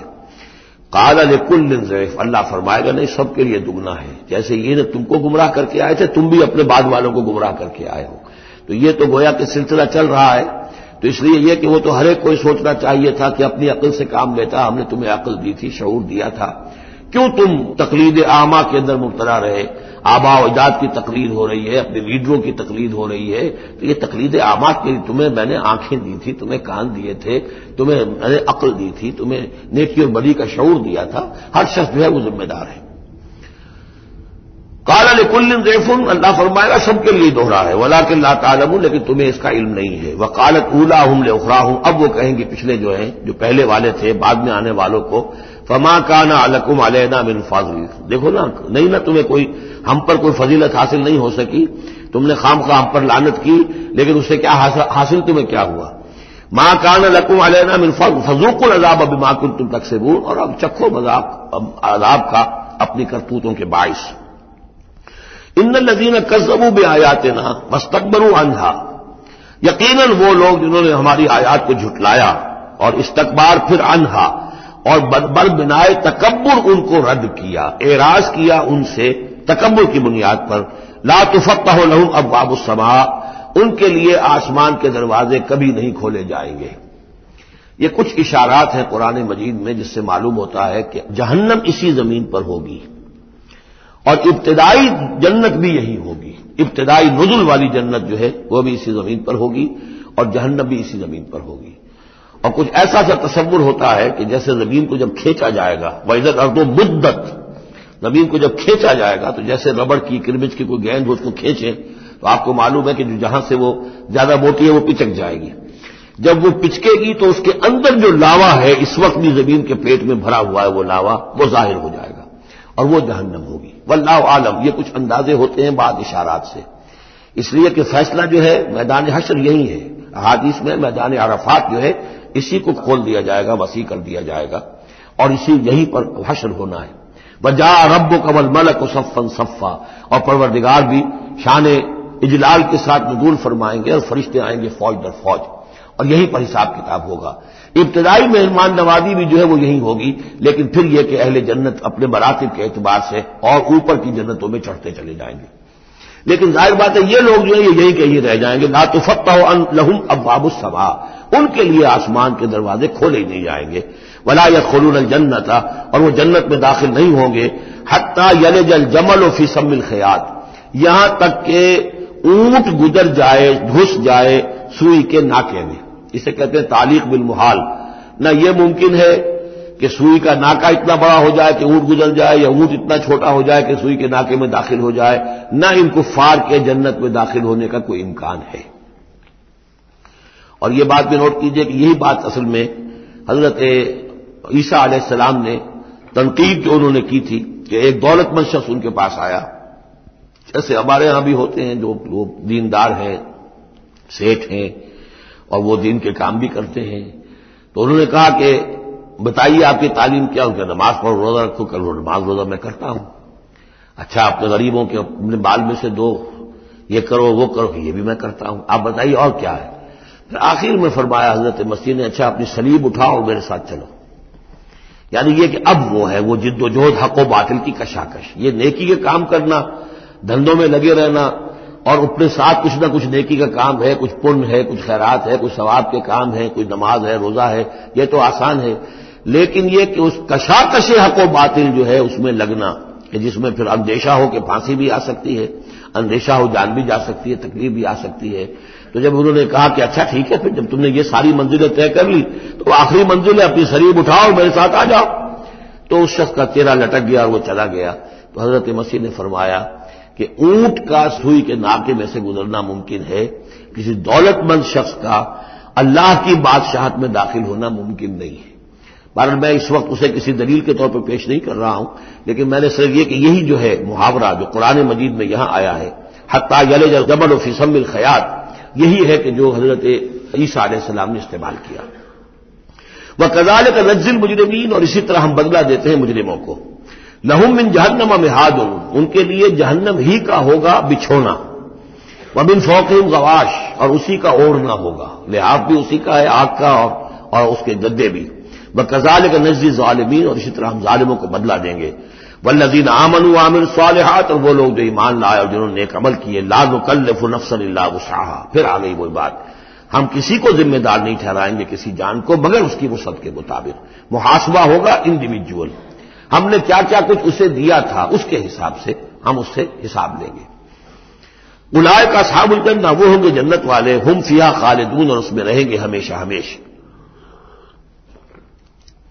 وَنَزَعْنَا مَا فِي صُدُورِهِم مِّن غِلٍّ، اور ہم نکال دیں گے جو کچھ ان کے سینوں میں ہوگا ایک دوسرے کی طرف سے کوئی میل. یعنی اہل ایمان بھی انسان ہوتے ہیں، شکوے شکایتیں ہو جاتی ہیں. دینی جماعتوں میں بھی کبھی کسی مامور کو امیر سے شکایت ہو گئی، کسی امیر کو مامور سے شکایت ہو گئی، کسی ایک رفیق کو دوسرے رفیق سے شکایت ہو. انسان ہے. اور یہ معاملہ جو ہے ایسا بھی ہوتا ہے، زائل بھی ہو جاتے ہیں. کچھ ایسی شکوے شکایتیں ہوتی ہیں کہ باقی رہتی ہیں، ختم نہیں ہوتی ہیں. ان کے اثرات جو ہیں وہ جذبات کچھ ایسے مجروح ہو جاتے ہیں کسی طریقے سے زائل نہیں ہوتے. لیکن فرمایا گیا ہے کئی مقامات پر یہ کہ اللہ تعالیٰ اہل جنت کو جنت میں داخل کرنے سے پہلے جو بھی اہل ایمان میں سے کسی کے لیے ان کے دل میں کوئی کدورت ہوگی، کوئی میل ہوگا، وہ نکال دے گا، تاکہ اب جنت میں داخل ہونے والے سب سرورن اخوانا علی سرر متقابلین، بالکل بھائیوں کی طریقے سے صاف دل ہو کر ایک دوسرے کے سامنے رو در رو ہو کر بیٹھیں گے اور ان کے اندر کوئی غل نہیں رہے گا۔ یہی دعا بھی ہے جو ہمیں تلقین کی گئی ہے، اللہم اغفر لنا ولاخواننا الذین سبقونا بالایمان ولا تجعل فی قلوبنا غلا للذین آمنوا ربنا انک رؤوف رحیم۔ پروردگار اہل ایمان میں سے کسی کے لیے بھی ہمارے دل میں غل اور میل یا کدورت یہ باقی نہ رہنے دے، تو اپنے فضل و کرم سے دھو دے۔ وَنَزَعْنَا مَا فِي صُدُورِهِم مِّن غِلٍّ، بلکہ ان آیات پر حضرت علی کا یہ قول بھی ہے رضی اللہ تعالی عنہ کہ سورہ ہجر کی آیت کے ضمن میں خاص طور پر آتا ہے شان نزول میں، تو انہوں نے فرمایا کہ یہ میرے اور معاویہ کے کا ذکر ہے جو یہاں ہو رہا ہے۔ ظاہر بات ہے جنگیں ہوئی ہیں حضرت علی رضی اللہ عنہ اور حضرت معاویہ رضی اللہ عنہ، تو کتنی کچھ ہو گئی ہوگی شکایت ایک دوسرے سے، تو یہ آیتیں ہمارے لیے ہیں کہ اللہ تعالیٰ ہمیں دونوں کو جنت میں داخل کرے گا تو ہمارے دلوں سے یہ کدورتیں جو ہے وہ نکال دے گا۔ وقالوا الحمد للہ الذی ہدانا لہذا، اور وہ کہیں گے کل شکر ہے اور کل تعریف ہے اس اللہ کی جس نے ہمیں یہاں تک پہنچایا، وما كنا لنهتدی لولا ان هدانا اللہ، اور محض اپنے زور بازو سے ہم یہاں تک نہیں پہنچ سکتے تھے اگر اللہ ہی نے ہمیں نہ پہنچا دیا ہوتا۔ لقد جاءت رسل ربنا بالحق، یقیناً ہمارے رب کے پروردگار کے جو بندے آئے تھے رسول بن کر وہ حق کے ساتھ آئے تھے۔ وَنُودُوا، اور تب انہیں ندا کی جائے گی، پکارا جائے گا، أَن تِلْكُمُ الْجَنَّةُ أُورِثْتُمُوهَا بِمَا كُنتُمْ تَعْمَلُونَ، اب یہ وہ جنت ہے جو جس کے تم وارث بنا دیے گئے ہو تمہارے اعمال کی وجہ سے۔ بندے کا کام یہ ہے کہ وہ یہ کہے گا اے اللہ میں اس لائق نہیں تھا، میرے اعمال ایسے نہیں تھے، میں اپنے اعمال کے بل پر کبھی بھی نہیں اس کا مستحق ہو سکتا تھا، یہ سارا تیرا فضل ہے، تیرا کرم ہے، تیری عطا ہے، تیری دین ہے۔ اللہ فرمائے گا نہیں میرے بندے، تو نے محنت کی تھی، کوشش کی تھی، ایثار کیا تھا، تو نے حق کا راستہ چوز کیا تھا، تو نے کبھی نقصان بھی برداشت کیا تھا حق کے لیے اور باطل کا مقابلہ کرنے میں تکالیف بھی جھیلی تھی، تو بندہ جو ہے وہ کہے گا نہیں پروردگار یہ سب تیرا فضل ہے، اور اللہ کہے گا یہ تمہارے اعمال کی وجہ سے ہے۔ دونوں جزوی طور پر حقیقتیں ہیں، یہ دونوں چیزیں ہیں مل کر ایک بات کو مکمل کرتی ہیں۔ ہم ارادہ کرتے ہیں کام کا، اللہ تعالیٰ اس کام کی توفیق دے دیتا، ارادہ ہی نہ کریں تو توفیق نہیں ہوگی، اور محض اپنے ارادے سے ہم کچھ نہیں کر سکیں گے جب تک کہ اللہ کی طرف سے توفیق اور تحصیل نہ ہو جائے۔ وَنَادَى أَصْحَابُ الْجَنَّةِ أَصْحَابَ النَّارِ، اور جنتی لوگ پکار کر کہیں گے جہنمیوں سے أَن قَدْ وَجَدْنَا مَا وَعَدَنَا رَبُّنَا حَقًّا، ہم نے تو پا لیا جو کچھ کہ ہمارے رب نے ہم سے وعدہ کیا تھا کہ وہ سچ نکلا، صحیح نکلا، جن نعمتوں کا ہم سے وعدہ کیا تھا وہ ہمیں مل گئی۔ فَهَلْ وَجَدْتُم مَّا وَعَدَ رَبُّكُمْ حَقًّا، تم نے بھی کیا سچا پا لیا اللہ کا وعدہ جو اللہ نے تم سے وعدہ کیا تھا، وہ ساری چیزیں تمہیں مل گئی؟ قالوا نعم، وہ کہیں گے جی ہاں، ہمارے ساتھ بھی جو وعدے تھے، جو وعیدیں تھیں، جو دھمکیاں تھیں، جو عذاب کی مختلف شکلیں تھیں، وہ سب ہیں جن میں ہم اس وقت گرے ہوئے ہیں۔ فَأَذَّنَ مُؤَذِّنٌ بَيْنَهُمْ، تو پکارے گا کوئی پکارنے والا ان کے مابین، اللعنۃ اللہ علی الظالمین، کہ اللہ کی لعنت ہے ظالموں پر۔ الذین یصدون عن سبیل اللہ ویبغونها عوجا، وہ لوگ کہ جو روکتے بھی تھے اور رکتے بھی تھے اللہ کے راستے سے، اور اس راستے میں کجی نکالتے تھے کہ اگر دیکھ لیا کسی شخص کے بارے میں کہ اس کا رجحان ہو گیا ہے کہ وہ محمد صلی اللہ علیہ وسلم کی باتیں توجہ سے سننے لگا ہے، تو اس کو برگلانے کے درپے ہو جانا، اس کے لیے طرح طرح کی جو ہے پریشانیاں پیدا کرنا۔ وہم بالآخرۃ کافرون، اور یہ لوگ کافرت کے منکر تھے۔ وبینہما حجاب، اب یہ گفتگو تو ہو رہی ہوگی جنت اور دوزخ والوں کے مابین، ان دونوں کے مابین ایک پردہ ہوگا، ایک فصیل حائل ہوگی۔ یہ نقشہ جو ہے زیادہ کلیئرلی سورہ حدید میں کھینچا گیا ہے، وضرب بینہم بسور لہ باب، بینہما حجاب، فصیل ہوگی، ادھر جنت ہے ادھر دوزخ ہے۔ وعلی الاعراف رجال، اور عرف کہتے ہیں جو فصیلوں کے اوپر بنی ہوتی ہیں، جھروکے سے بنے ہوتے ہیں جہاں سے کہ جھانک کر دیکھتے ہیں، تو اس طرح آپ نے فصیلوں کے اوپر دیکھے ہوں گے، تو اعراف ہوں گے۔ رجال یعرفون کلا بسیماہم، وہ لوگ ہوں گے جو سب کو پہچانتے ہوں گے، جہنمیوں کو بھی پہچانتے ہوں گے اور دوزخیوں کو بھی پہچانتے ہوں گے، اس لیے کہ یہ کون ہوں گے؟ یہ بین کے لوگ تھے جن میں کچھ نیکی بھی تھی، بدی بھی تھی، نہ یکسو ہوئے تھے ادھر نہ یکسو ہوئے تھے ادھر، تو کچھ نیکیاں کچھ بدیاں انہوں نے جمع کر لی تھیں اور ان کے اعمال جو ہے وہ برابر ہو گئے، بدی اور نیکی کے اعمال جو ہے وہ برابر ہو گئے، تو اس حوالے سے ان کو ابھی درمیان میں روک لیا گیا ہے کہ نہ وہ جہنم میں جھونکے گئے نہ جنت میں داخل ہوئے۔ اور یہ وہ لوگ ہیں، ظاہر بات ہے کہ جو پھر جب بین کے لوگ تھے کچھ تو پہچانتے تھے ادھر سے کفار کو بھی ادھر سے اہل ایمان کو بھی، تو یعرفون کلم بسیماہم، وہ سب جانتے تھے، پہچانتے تھے ان کو بھی جو جنت میں ہے، ان کو بھی جو دوزخ میں ہے. ونادى اصحاب الجنت، اب وہ پکاریں گے جنت والوں کو، ان سلام علیکم، سلام ہو آپ پر، سلامتی ہے آپ پر. لم يدخلوها، وہ اس میں ابھی داخل نہیں ہوئے. وهم یطمعون، اور اس کی بڑی طمع ہوگی، کاش کہ اللہ ہمیں بھی جلدی سے داخل کر دے. وَإِذَا صُرِفَتْ أَبْصَارُهُمْ تِلْقَاءَ أَصْحَابِ النَّارِ، اور جب ان کے ذرا چہرے جو ہے پھیر دیے جائیں گے، ان کی نگاہیں جو ہے وہ ادھر پھیر دی جائیں گی کہ ذرا جہنمیوں کو بھی مشاہدہ کر لو. وَإِذَا صُرِفَتْ أَبْصَارُهُمْ تِلْقَاءَ أَصْحَابِ النَّارِ قَالُوا رَبَّنَا لَا تَجْعَلْنَا مَعَ الْقَوْمِ الظَّالِمِينَ، اس وقت وہ کہیں گے پروردگار ہمیں ان ظالموں کے ساتھ شامل نہ کر دیجو. کیونکہ ابھی بین بین ہے، بین الخوف والرجا، تو انہیں امید بھی ہے، یطمعون بھی ہے، لیکن اندیشہ بھی ہے.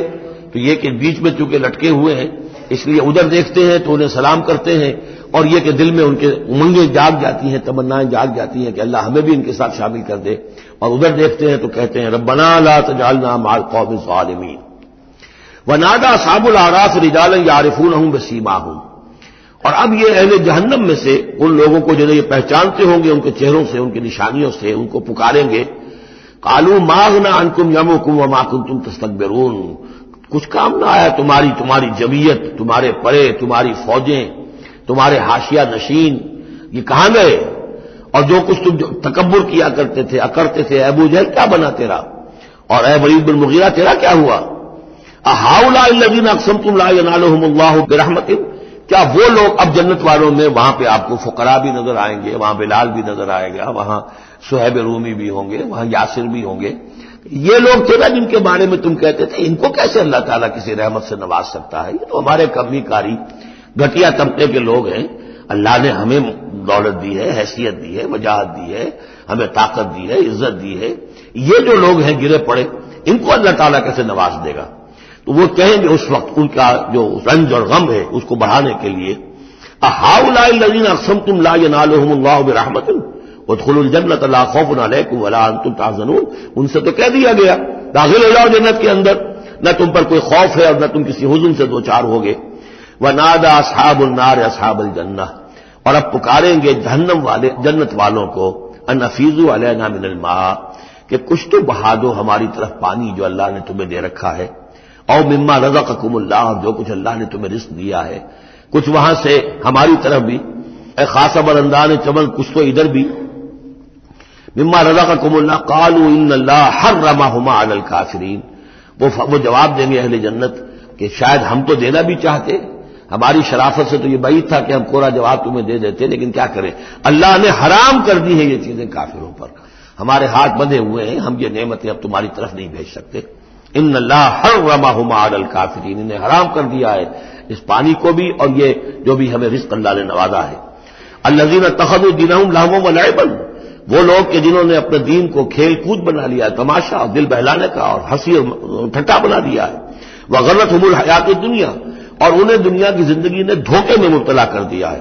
فالیوم ننساہم کما نسوا لقاء یومہم ھذا، تو آج کے دن ہم بھی انہیں نظر انداز کر دیں گے.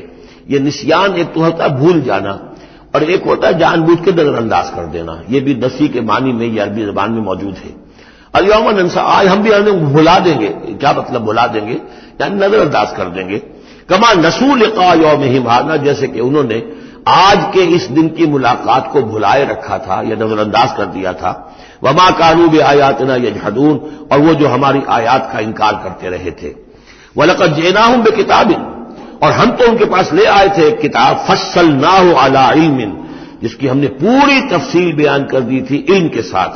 ہدی ورحمۃ لقوم یؤمنون، اور وہ ہدایت بھی تھی اور رحمت بھی تھی ان لوگوں کے لیے جو ایمان لانے والے تھے. هل ينظرون الا تاویلہ، یہ کس چیز کا انتظار کر رہے ہیں؟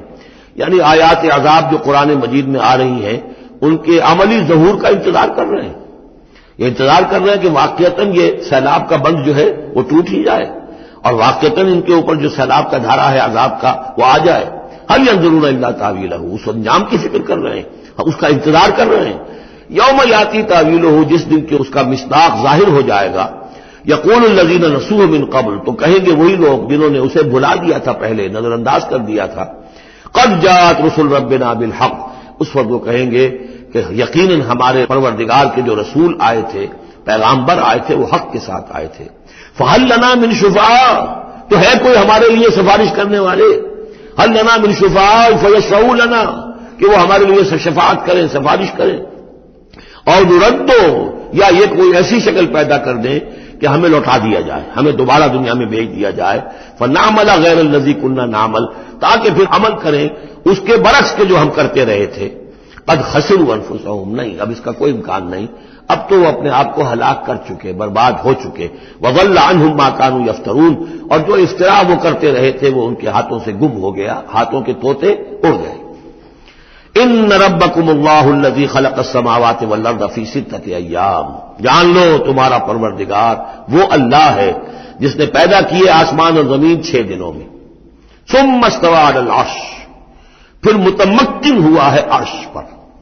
اب یہ عرش بھی جیسا کہ میں عرض کر چکا ہوں یہ بھی آیات متشابہات میں سے ہے. اس کی کوئی حقیقت بھی ہو سکتی ہے کہ کوئی واقعتاً مجسم کوئی شے ہو، کوئی چیز ہو فی الواقع کسی جگہ پر ہو، اور یہ بھی ہو سکتا ہے کہ اس سے مراد محض استعارہ ہو. واللہ عالم. عالم غیب کی یہ ساری خبریں جو ہیں، یہ میں نے جیسا کہ عرض کیا یہ مستقل طور پر یہ تو آیات متشابہات ہی میں رہیں گی. یہ تو عالم آخرت میں داخل ہونے کے بعد ہی اس کے حقائق منکشف ہوں گے. البتہ جو سائنٹیفک فنومینا وغیرہ ہیں ان کے بارے میں تدریجاً بعض آیات متشابہات جو ہیں وہ اب محکمات کی شکل اختیار کر چکی ہیں، بعد اور کر لیں گی. واللہ عالم. یغشی اللیل النہار، وہ ڈھانپ دیتا ہے رات کو دن پر، یا رات کو ڈھانپ دیتا ہے دن سے. یطلبہ حثیثا، اور وہ اس کے پیچھے لگا ہوا آتا، دوڑتا ہوا، دن رات کے پیچھے، رات دن کے پیچھے. والشمس والقمر، اور سورج کو پیدا کیا اس نے، اور چاند کو، والنجوم، اور ستاروں کو، مسخرات بامرہ، اور یہ سب کے سب اس کے حکم سے اپنے اپنے کاموں میں لگے ہوئے ہیں، مسخر ہیں. جو بھی قاعدہ قانون ہے اس کی اطاعت کر رہے ہیں. الا لہ الخلق والامر، آگاہ ہو جاؤ اسی کے لیے ہے خلق اور اسی کے لیے ہے امر. یہ آیت جو ہے اس کے 2 مفہوم ذہن میں رکھیے. ایک تو ہے جو بہت سادہ ہے، سطحی مفہوم ہے، وہ بھی درست ہے کہ ایک ہے تخلیق اور ایک ہے پھر اللہ کا حکم. کائنات اس نے بنائی اور اب اس کا حکم ہے یہ کرو یہ نہ کرو، یہ اوامر ہے، یہ نواہی ہے، یہ شریعت ہے. لیکن اس کا ایک گہرا مفہوم بھی ہے کہ اصل میں کریشن جو ہے اس کائنات میں 2 سطح پر ہوئی ہے. ایک عالم امر ہے، ایک عالم خلق ہے. عالم امر میں صرف کریشن ایکس نہیلو ہوتی ہے، عدم محض سے تخلیق، اور اس میں ٹائم فیکٹر بالکل نہیں ہوتا. کل فیکون، کوئی ٹائم فیکٹر نہیں.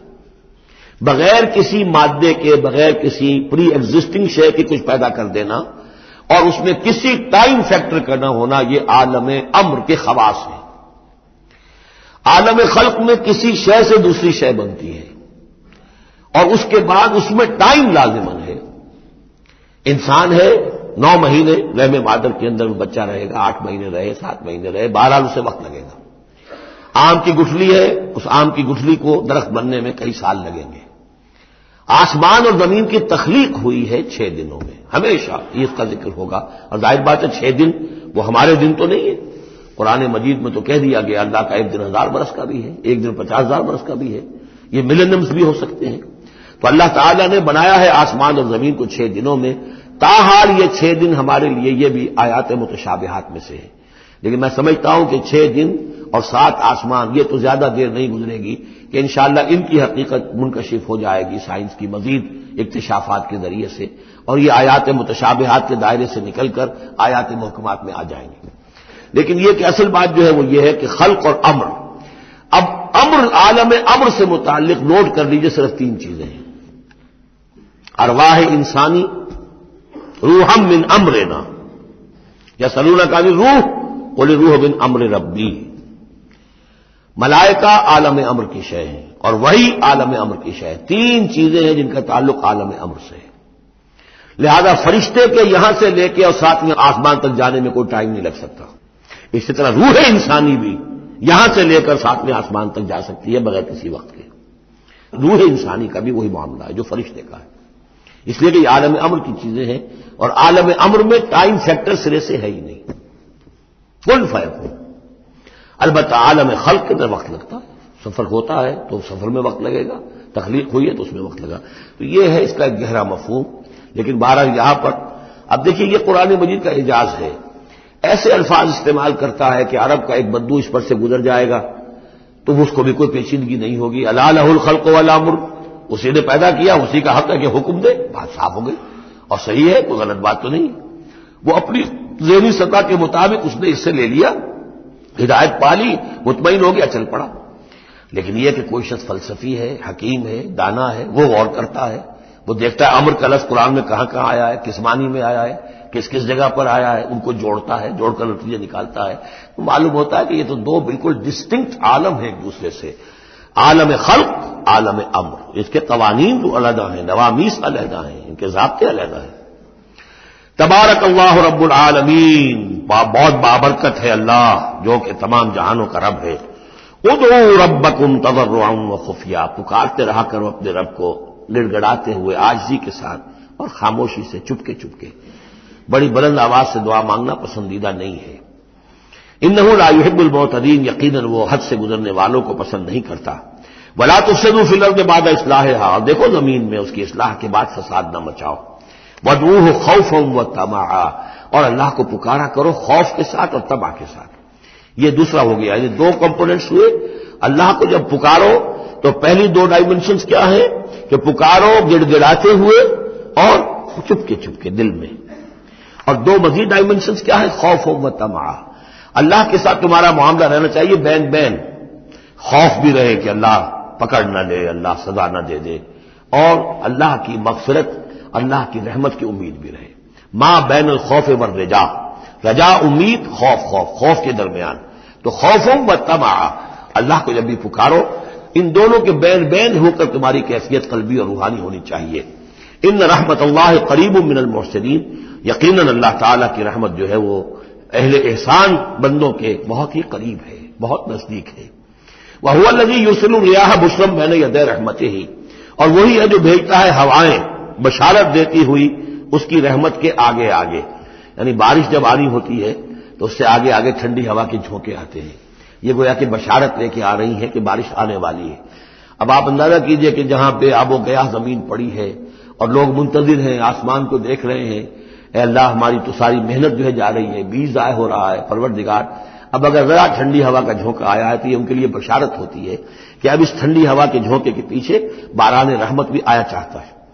یرسل الریاح بشرا بین یدی رحمتہ حتی اذا اقلت سحابا ثقالا، یہاں تک کہ جب وہ ہوائیں اٹھا لاتی ہیں بڑے بڑے بھاری بادل. اب یہ بادلوں میں کتنے کتنے ٹن پانی ہوتا ہوگا جو آ رہا ہے زمین پر گرتا ہے، اس کا کوئی حساب کتاب کیا جائے کتنے بھاری بادل ہیں یہ، لیکن یہ ہوائیں ان کو لیے پھر رہی ہیں، روئی کے گالوں کی طرح ہوائیں پھر رہی ہیں.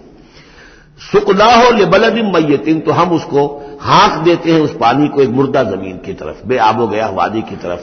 فانزلنا بہ الماء، ہم ان بادلوں کو ہانک دیتے ہیں، وہ ہوائیں جو ہیں ہانک کر لے جاتی ہیں ایک ایسی زمین کی طرف کہ جو مردہ ہے، بے آب و گیا ہے. فانزلنا بہ الماء، پھر ہم اس پر پانی برساتے ہیں. فاخرجنا بہ من کل الثمرات، اور پھر ہم اس سے زمین میں سے ہر طرح کے میوے نکال دیتے ہیں. اور کچھ نہیں تو گھاس ہی ہو گئی، چراگاہی ہو گئی. اور اگر آپ نے کچھ بیج ڈالے ہوئے تھے یا یہ کہ بیج پڑے ہوئے تھے کسی باغ کے اندر، اوپر سے گر گر کے اس کے پھلوں میں سے وہ خود بخود پھوٹیں گے اور وہ جو اللہ تعالیٰ کی طرف سے جو ہے وہ زمین کے اپنے خزانے نکال دے گی.